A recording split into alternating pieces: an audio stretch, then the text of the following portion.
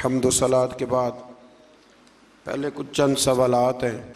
एक तो ये है कि सैयद अपने बहन भाई जो सैयद हैं क्या उनको ज़कात दे सकता है? तो सैयद को फ़ी नफ्स ही सदका और ज़कात नहीं लगता, कोई भी दे, इसलिए उनकी वैसे खिदमत करें, वो मखदूम है उम्मत के, कि वैसे खिदमत करें। दूसरा ये पूछा गया है कि 50 साल की एक औरत है तो क्या वो बग़ैर महरम के उम्रे के लिए जा सकती है? तो भाई बात ये है कि औरत के लिए महरम के बग़ैर जाना दुरुस्त नहीं है, चाहे उम्र उसकी कितनी भी हो जाए। फिर ये पूछा गया है कि किसी बेवा औरत के पास सदका और ज़कात की खासी रकम जमा हो गई है, तो क्या वो किसी कारोबार के लिए उन पैसों को इस्तेमाल कर सकती है, किसी को दे सकती है?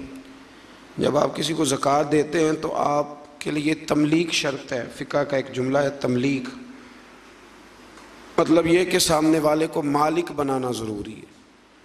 तो जब आप किसी को किसी चीज़ का मालिक बना देते हैं, फिर जो उसका देला है वो करे, फिर वो उससे कारोबार करे या वो उससे कुछ और करे।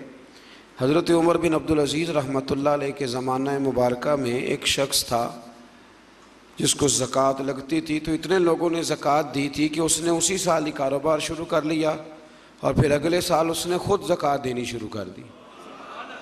तो ये कोई ऐसी बात नहीं है कि हमने पैसे दिए थे तो उन्होंने कारोबार में लगा लिए। तो भाई आपने जब दे दिए थे तो फिर वो जैसे उनका दिल करे वो वैसे करे। पूछा गया है कि तर्जमा और तफसीर वाला कुरान मजीद पढ़ना चाहते हैं तो कौन सा पढ़े? आला हज़रत फ़ाज़िल बरेलवी रहमतुल्लाह अलैह का जो तर्जमा है उर्दू तर्जुमों में वो दुनिया का बेहतरीन तर्जुमा है। और मतलब ये मैं अक़ीदत की बुनियाद पे नहीं कह रहा, कराची यूनिवर्सिटी से PhD का मकाला मंजूर हुआ है उर्दू तराजुम पर कि पाकिस्तान में जो उर्दू तर्जुमे उनमें सबसे बेहतरीन तर्जुमा कौन सा है।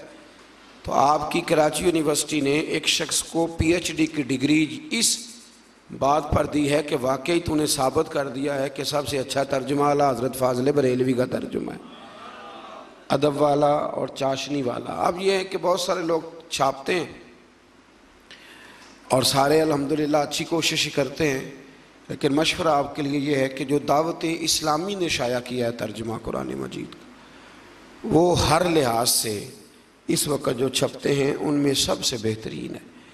उन्होंने उस पर बड़ा ज़बरदस्त काम कराया है, जो उसकी यहाँ ज़रूरत थी तखरीज की वो तखरीज कराई है, और जिस जगह कोई उन्होंने देखा कि आम आदमी के लिए मुश्किल होगी वहाँ उन्होंने आसानी पैदा की है।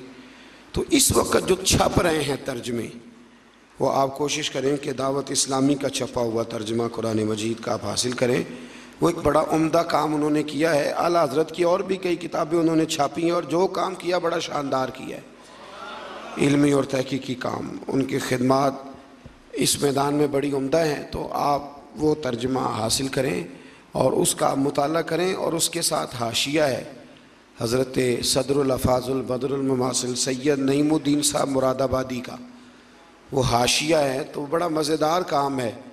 अगर आपको चस्का लग गया ना उसको पढ़ने का कि एक रुकू तर्जमा तफसीर से रोज़ पढ़ना है, शर्त यह है कि मज़ा लग जाए। अगर लग गया ना तो इंशाअल्लाह ताला फिर आप जितनी मर्ज़ी रोटी खा के सोएं, वो आपको आवाज़ ज़रूर देगा कि उठ यार एक दफ़ा पढ़ लें, वो आवाज़ ज़रूर देगा। तो इसलिए ये जो सवालात थे मैंने अर्ज़ कर दिए। आज हमारे सबक का 28वां पारा है। तो 28वें पारे का आगाज़ हो रहा है, इसका नाम है सूरह मुजादिला, झगड़े वाली सूरत।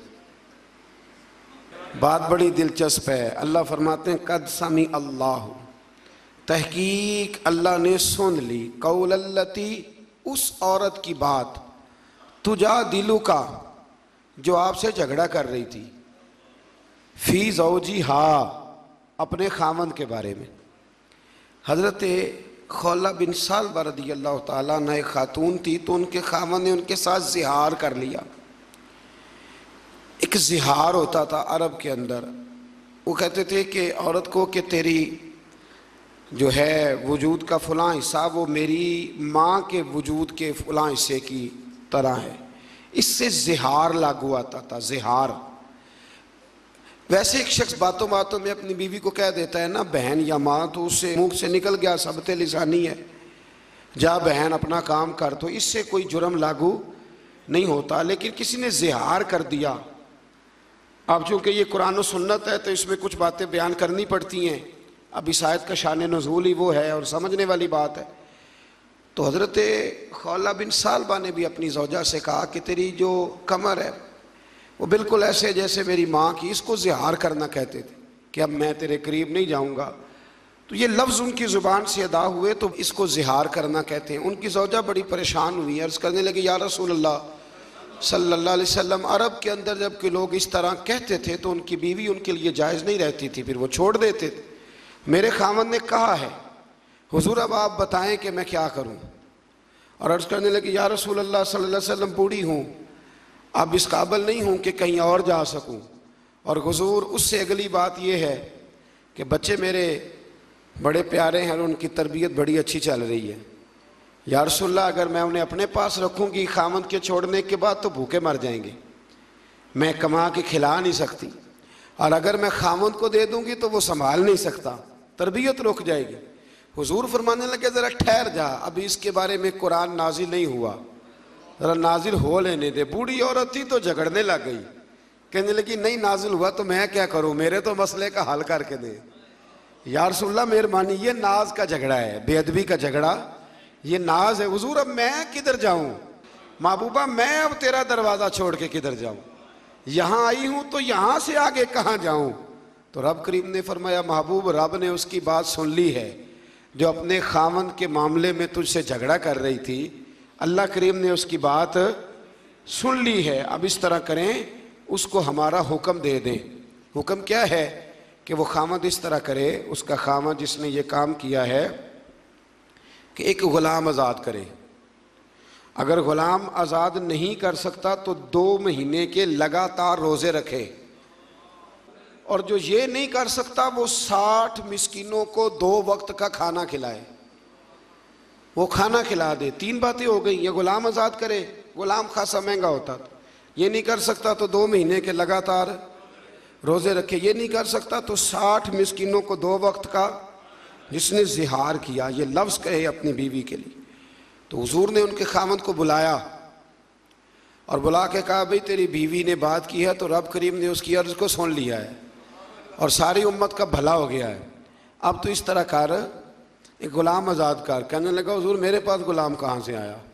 तो नबी करीम ने फरमाया फिर 2 महीने के लगातार रोज़े रख। या रसूलल्लाह मैं बूढ़ा और बीमार आदमी हूँ। तो हुजूर ने फरमाया फिर 60 मिस्कीनों को खाना खिला दे 2 वक्त का। कहने लगा हुजूर वो भी नहीं कर सकता, मेरे नबी करीम ने अपने पास से पैसे दिए मिस्कीनों को खाना खिलाने के लिए। ऐसा कोई महबूब कहीं होगा ना कहीं है, देखो बैठा है चटाई पे मगर अर्श नशी है।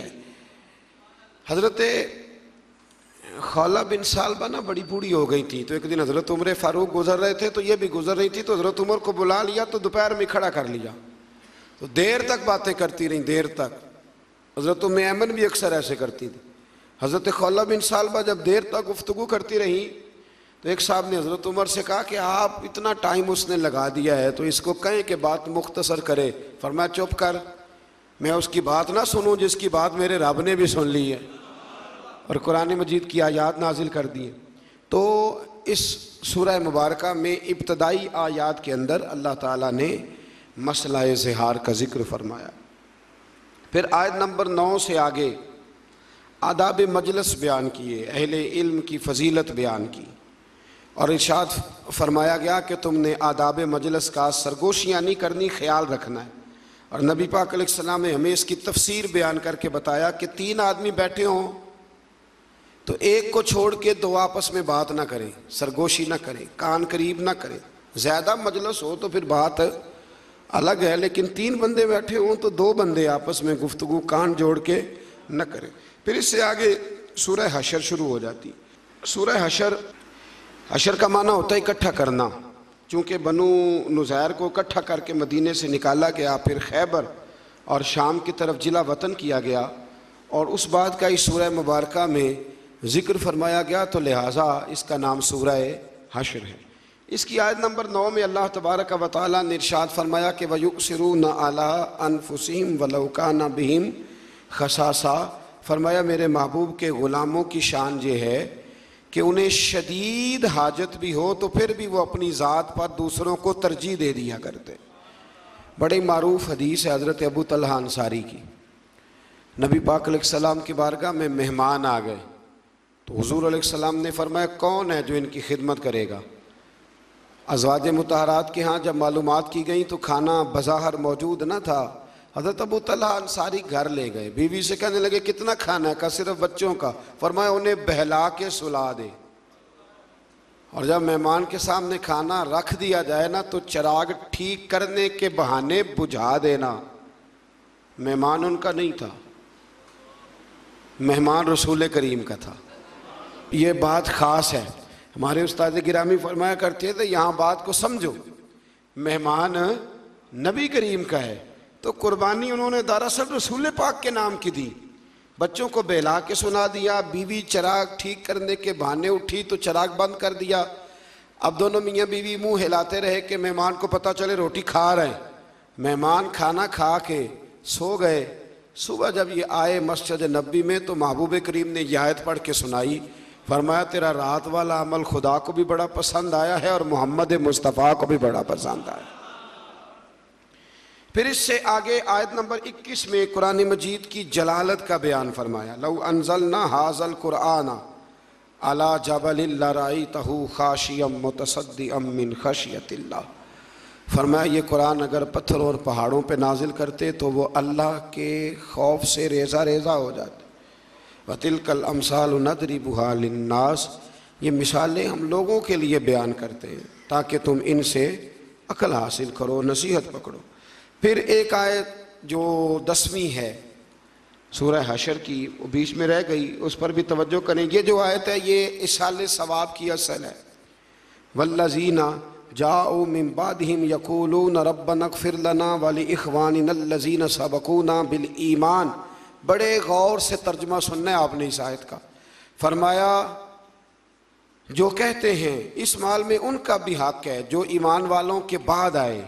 कुछ ईमान वाले रुखसत हो गए और फिर ये उनके बाद आए तो ये क्या कहते हैं? ये कहते हैं रब्बना इग़फ़िर लना, ऐ अल्लाह हमें भी बख्श दे, वाली इख़वानिना अल्लज़ीना सबक़ूना बिल ईमान, और हमारे उन भाइयों को भी बख्श दे जो हमसे पहले ईमान लाए, यानी जो दुनिया से चले गए, या अल्लाह उनकी भी बख्शिश।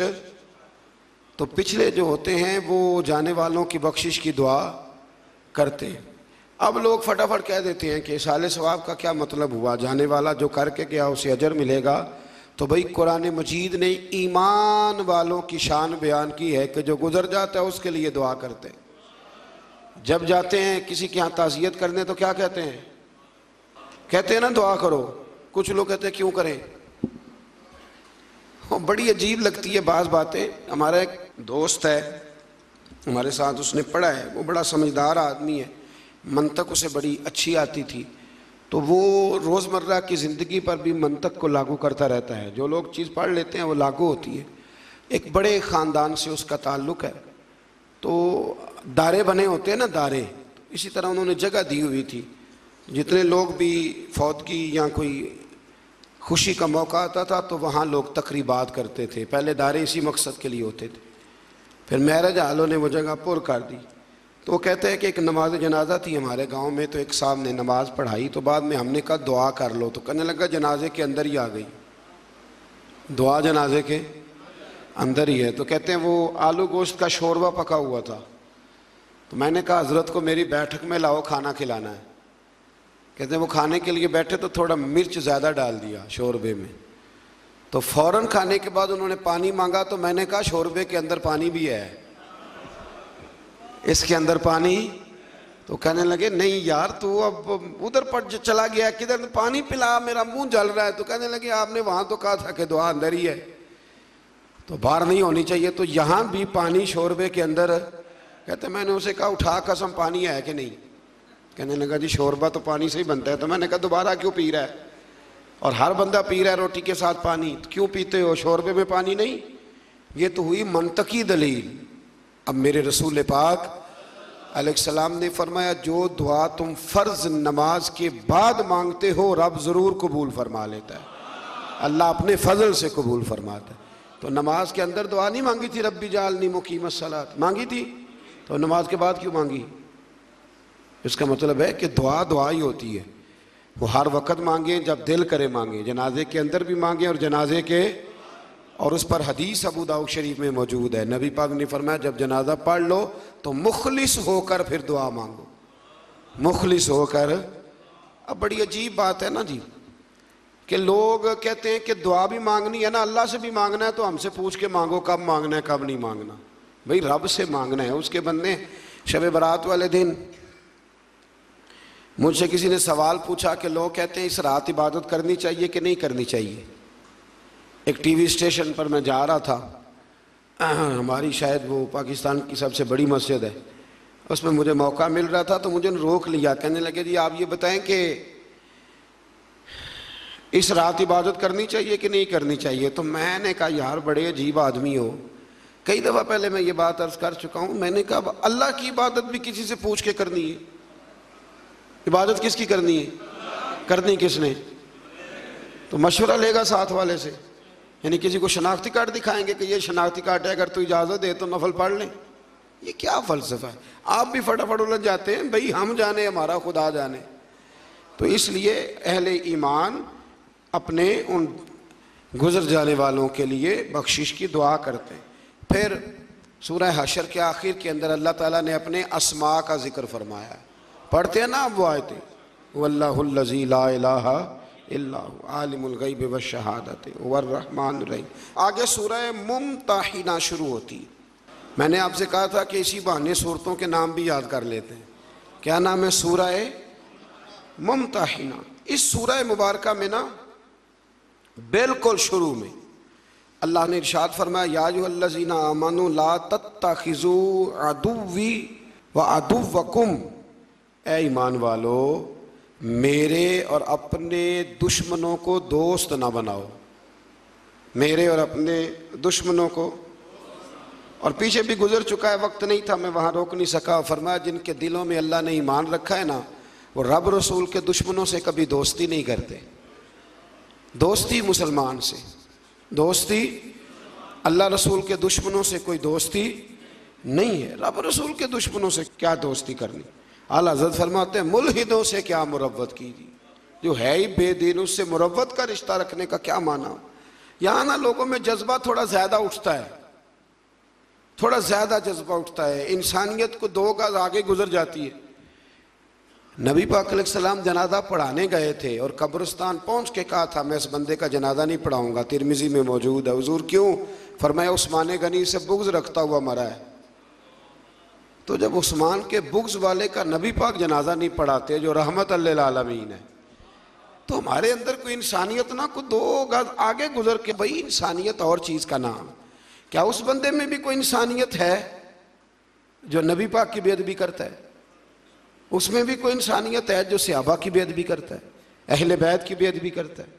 तो आप पहले देख तो ले कि माजरा क्या है। तो फरमाया मेरे और अपने दुश्मनों को कभी दोस्त न बनाओ। फिर इससे आगे सूरह मुमतहिना में ना आयत नंबर 10 में बहुत सारी औरतें ना हिजरत करके मक्के से मदीने आने लग गई थी, बहुत सारी, और कुछ बिला वजह बस ऐसे थोड़ा सा इख्तलाफ हुआ तो आने लगी। तो अल्लाह ताला ने आयत नंबर 10 में फरमाया कि हिजरत करके आने वाली औरतों के बारे में मोमिनों से फरमाया कि उनके ईमान का यकीन होने के बाद, जब जुमे तय हो जाए कि वाकई ये वैसे नहीं आई, मोमिना है इसलिए आई है, फरमाया यकीन होने के बाद उन्हें कुफ़ार की तरफ मत लौटाओ। और फरमाया मोमिन औरतें काफिरों के लिए हलाल हैं, न काफिर मर्द मुसलमानों के लिए हलाल।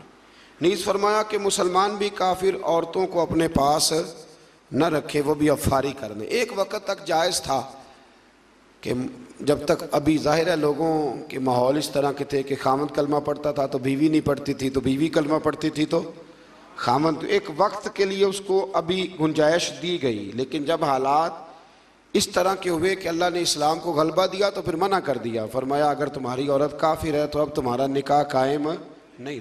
कुछ लोग अभी भी फतवे उठा के लाते हैं, बिलखुसूस बाहर के ममालिक से ऐसे बहुत सारे लोग सवालात भेजते हैं कहते हैं जनाब सुना है अहले किताब के साथ निकाह करना जायज़ है। तो मैंने कहा वो अहले किताब वो होते थे जो अल्लाह की तौहीद पर कामिल यकीन रखते थे।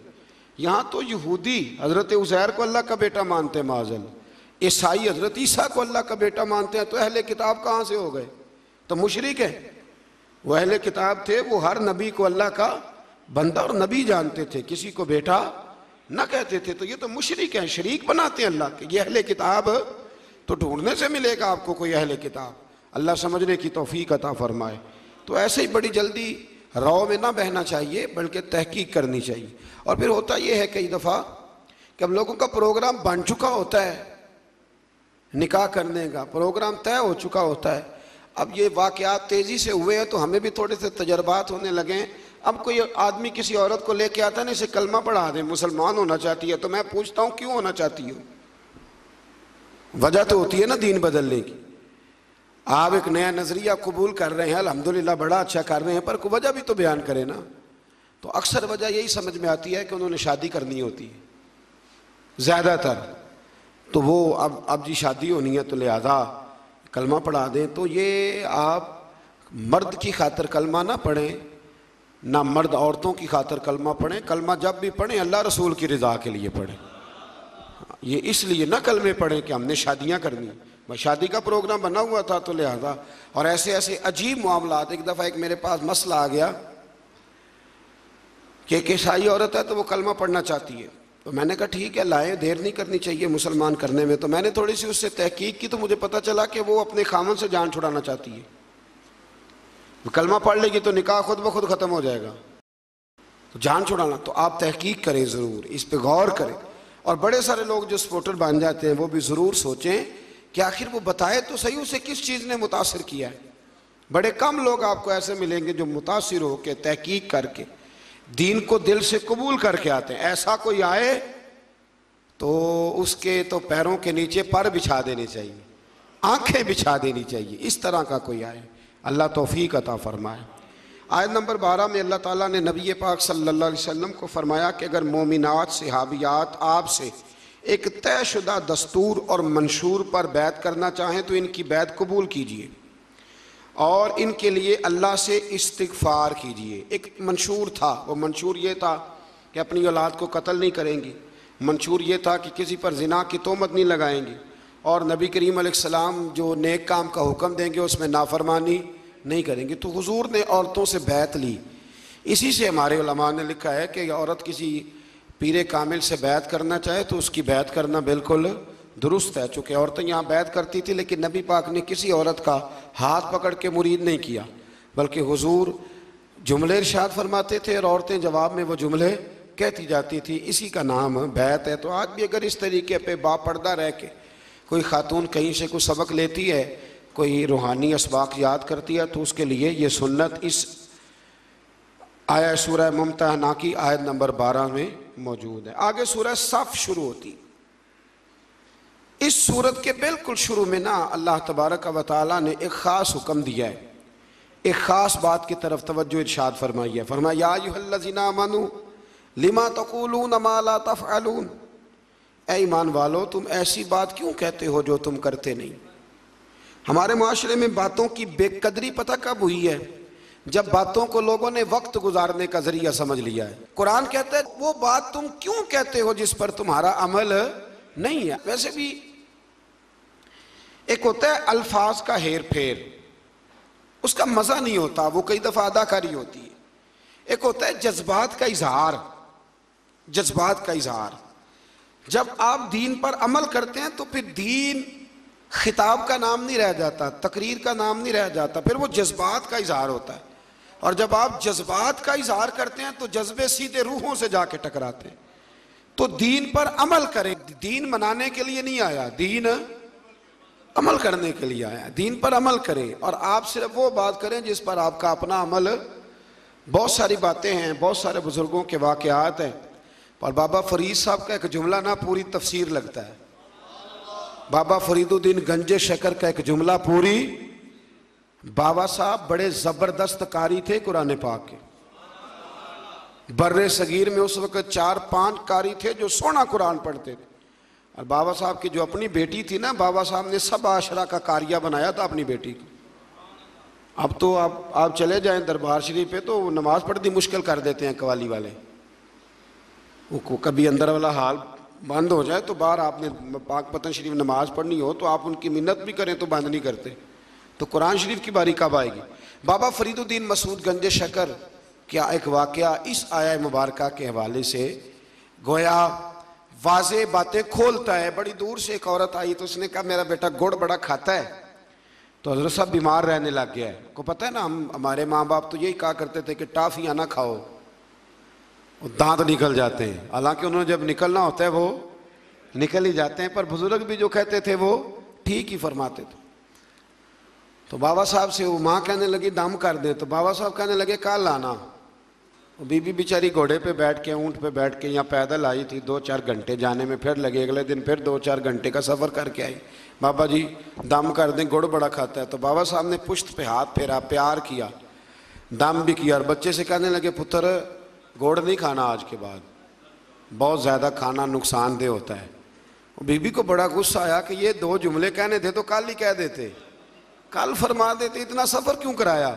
तो जब उसके आपने बॉडी लैंग्वेज देखी और चेहरे के तासुरात देखे तो फरमाने लगे तुझे गुस्सा आ रहा है ना कि कल क्यों नहीं कहा। कहने लगी बिल्कुल आ रहा है। फरमाने लगे कल इसलिए नहीं कहा कि जब तू आई थी ना उस वक़्त मैंने भी राज्य के गुड़ खाया था और पूरा मज़ा लेके खाया था। मैं तो वैसे भी गंद शकर हूँ, मैंने खुल के गुड़ खाया था।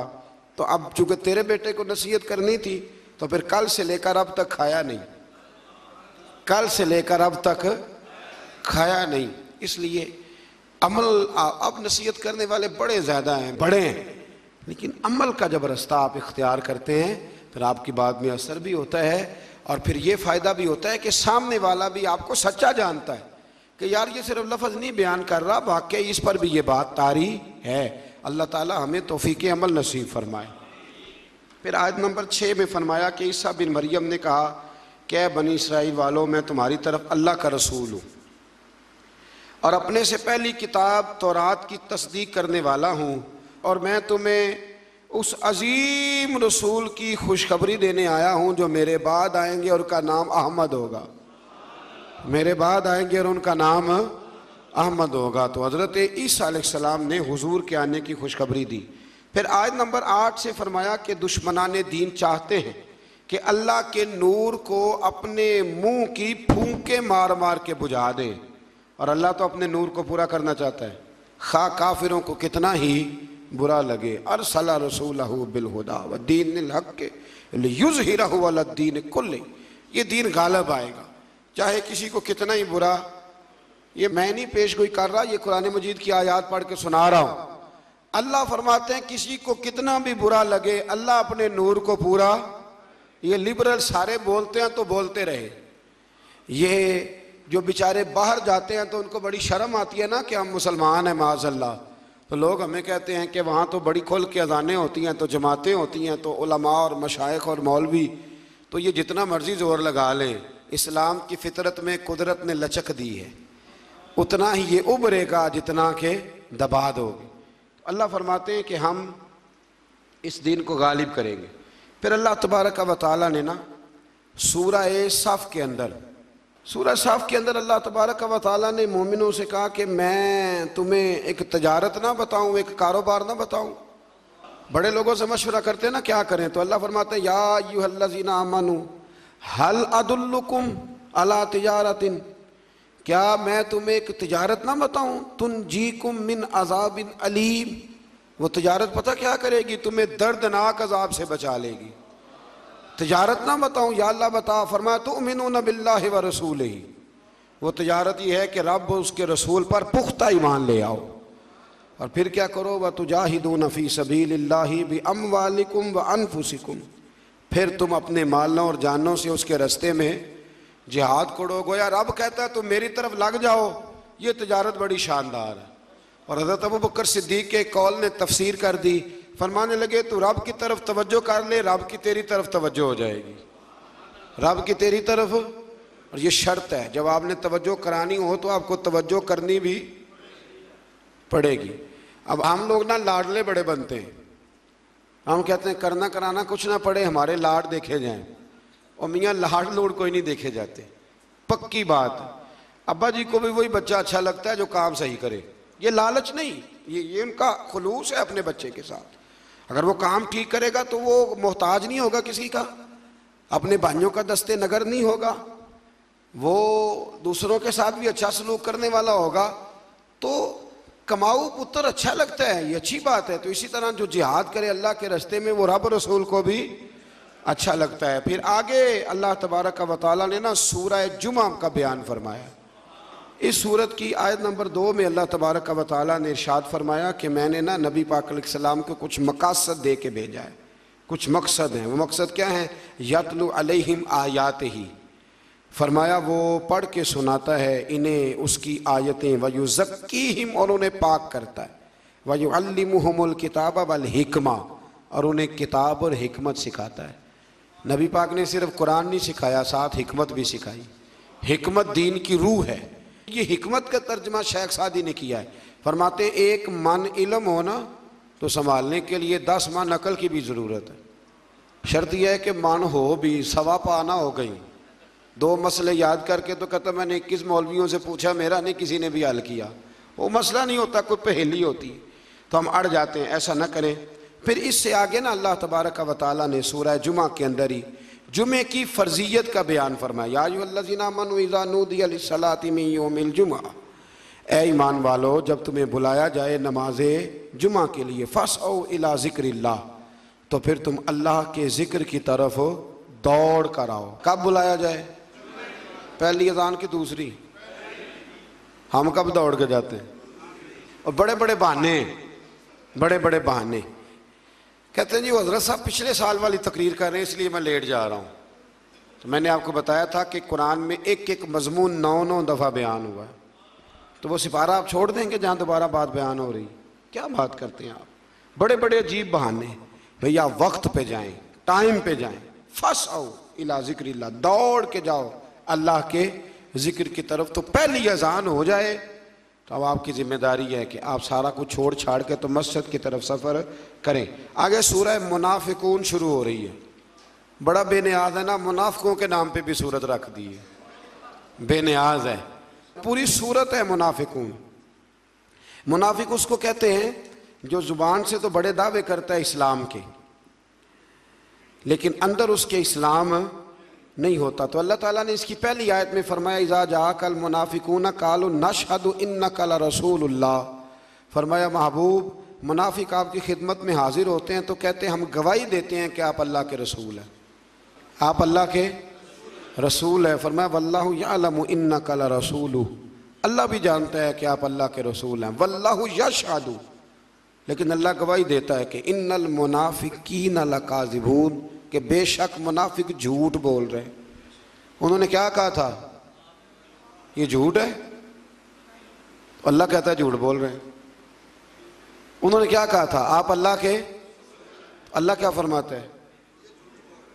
झूठ बोल रहे हैं। क्योंकि मुनाफिक हैं, झूठ बोल रहे हैं क्योंकि मुनाफिक। और मुनाफिक की अलामत ये है कि जो बात करता है तो सच्ची करता, वो झूठ बोलता है। बड़ी बातें सूरह मुबारका में अल्लाह तबारक व तआला ने इरशाद फरमाई। इसी सूरह मुनाफिकून की ना आयत नंबर 5, मुनाफिक कौन है? फरमाया वाइज़ा क़ील लहुम ताअलू यस्तग़फिर लकुम रसूलुल्लाह, जब उन मुनाफिकों से कहा जाता है ना आओ अल्लाह के रसूल तुम्हारे लिए अल्लाह से मग़फ़िरत तलब करें, आओ नबी पाक के पास चलें वो तुम्हारे लिए अल्लाह से, तो अल्लाह फरमाते हैं लव्वौ रऊसहुम, वो अपने सर फेरते हैं।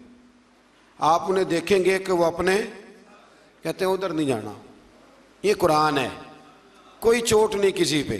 मुनाफिक की इलामत है। उसे कहो आओ नबी पाक के पास चलें, ना नमाज का इनकारी, ना ज़कात का इनकारी, ना हज का इनकारी। इनकारी किस बात का है? आओ नबी पाक के पास चलें तो लव्वौ रऊसहुम, अल्लाह कहते हैं सर मारता है, कहता है वहाँ जाना, सर घुमाते हैं। वरअयतहुम, और आप उन्हें देखेंगे यसुद्दून वहुम मुस्तकबिरून, आप उन्हें देखेंगे कि वो रुक रहे हैं। और एक माना यहाँ उलमा ने ये किया, रुक भी रहे हैं और दूसरों को रोक भी रहे हैं।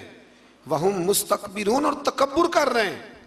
कहते हैं यहाँ बैठ के माफ़ी मांगेंगे तो कबूल नहीं होगी, तकब्बुर करते हैं। अब अल्लाह क्या कहता है? अल्लाह को पता है कि मेरे हबीब ने ना इन बेईमानों के लिए भी दुआकारी देनी, मैंने बनाया जो रहमत लिल आलमीन। तरह फरमाता है सवाउन अलैहिम, महबूब इन पर बराबर है, अस्तगफरत लहुम अम लम तस्तगफिर लहुम, महबूब इन पर बराबर है, आप इनके लिए मगफिरत तलब करें या न करें, लन यगफिरल्लाहु लहुम, अल्लाह इन्हें माफ़ कोई नहीं करेगा। आप बख्शिश मांगे या ना मांगे, ये जो कहते हैं ना तेरे पास नहीं आना, तो ना आए फिर अल्लाह भी माफ़ी कोई नहीं देगा। आप मुझे बताओ मक्का शरीफ में भी कभी किसी ने रोका है कि इधर ना जाओ तो उधर ना जाओ? कहाँ रोकते हैं? क्यों? कहाँ जाने से? मस्जिद नबी में दाखिल होने से रोकते हैं? नहीं। कहाँ रोकते हैं? पक्की पक्की ड्यूटी, पक्की बात और पक्का जनाब काम, पड़ा पक्का। ये बात मैं क्यों कर रहा हूँ यहाँ बैठ के? इसलिए कर रहा हूँ कि वो हुदूद हरम में बैठकर हमारे किसी जाहिल को पकड़ के उसकी वीडियो बनाते हैं,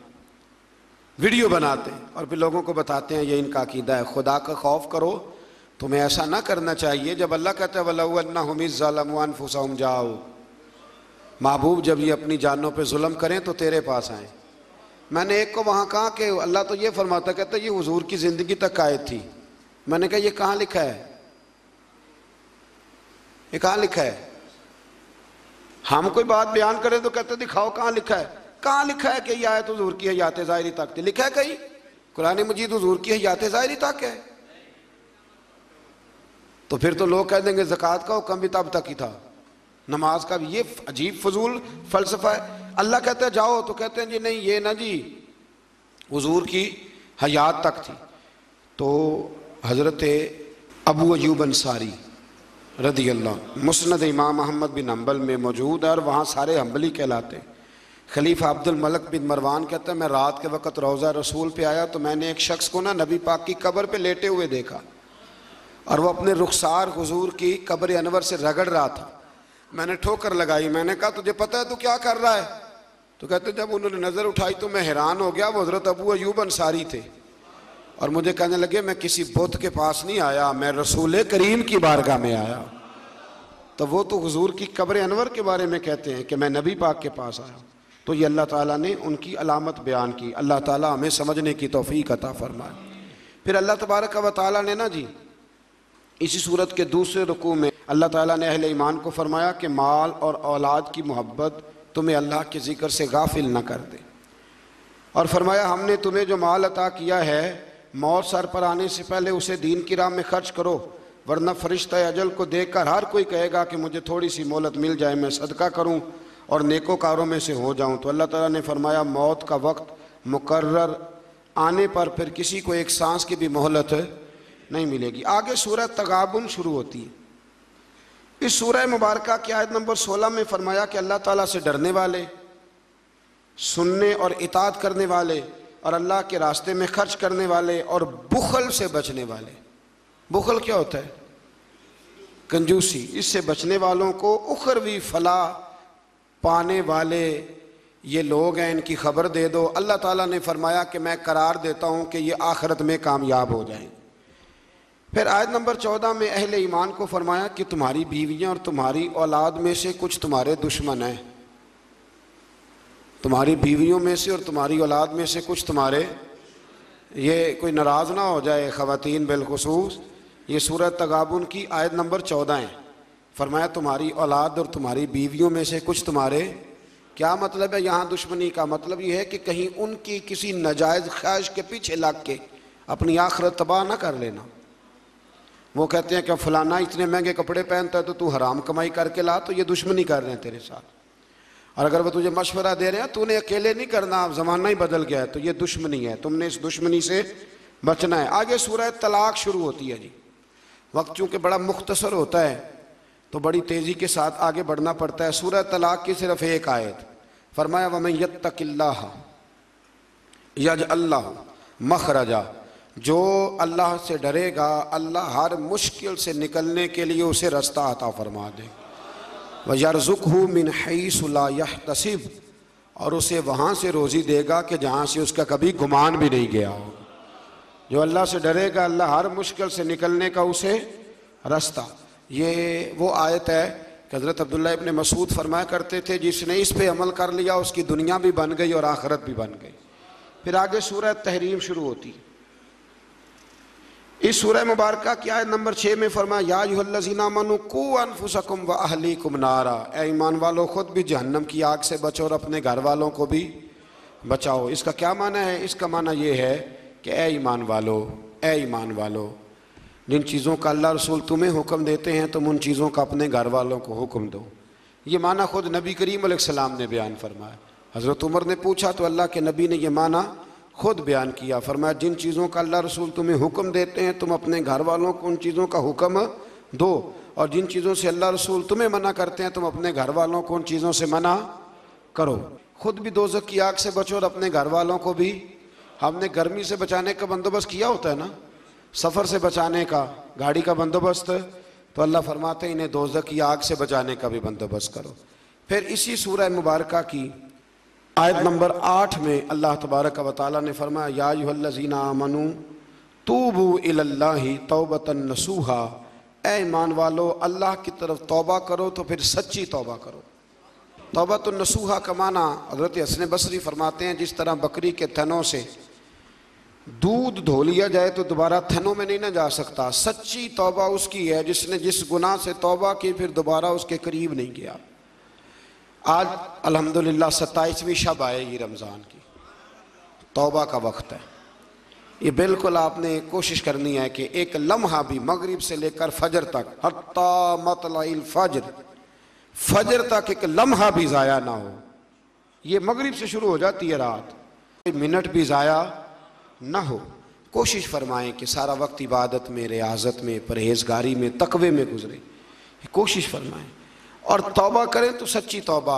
इस तरह ना तौबा करें कि सारी रात रोते रहे पर सुबह झूठ छोड़ने का इरादा ही कोई नहीं, मिलावट छोड़ने का प्रोग्राम ही कोई नहीं और सारी रात रोए, तो ये मजाक है, ये तौबा नहीं। मजाक नहीं करें, खरी तौबा करें, सच्ची तौबा करें। और जब हम सच्ची तौबा करते हैं तो फिर अल्लाह कायम रहने के लिए रास्ते भी अता फरमा ही देता है।